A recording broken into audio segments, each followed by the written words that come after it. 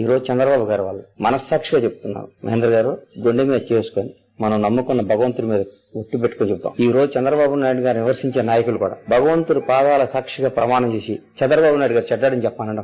ఆయన తెలుగు ఆ రాష్ట్ర ముఖ్యమంత్రి కాకపోతే ఈ రంగాలు వచ్చే కదా, ఐటీలు వచ్చే కదా, ఇన్ని లక్షల మంది ఇన్ని దేశాల్లో తెలుగు వాళ్ళు ఏ దేశం పైన మనం తెలుగు ఉంటున్నాడు కదా సార్, నాకు అర్థం కావట్లేదు.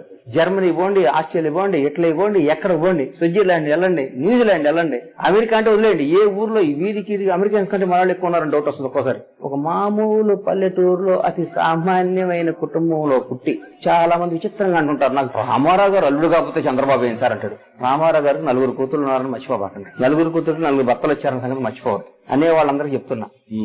చంద్రబాబు గారు భవనమ్మ గారు మెళ్ళ తాళిగట్టేవాడికి ఆ రోజుల్లో ఉమ్మడి ఆంధ్రప్రదేశ్ రాష్ట్రానికి మంత్రి సార్. అప్పుడు చరిత్ర లేదు ఆయనకి, ఎమ్మెల్యే కదా, ఊరికి దారిని భయం తీసుకొచ్చి పెళ్లి చేశారా?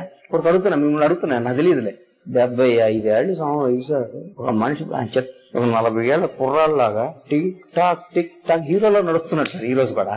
అది చరిత్ర కదా, అది హిస్టరీ కదా. నిన్న ఫోటో చూసాను, మా లోకేష్ బాబు పక్కన అందరూ సూట్లు ఇట్లున్నారు, 6 అడుగుల బుల్లెట్ లాగా. అది ఆయన ఎంత, ఆయన ఏజ్ ఏంటి మీరు ఒకసారి ఆలోచించారు.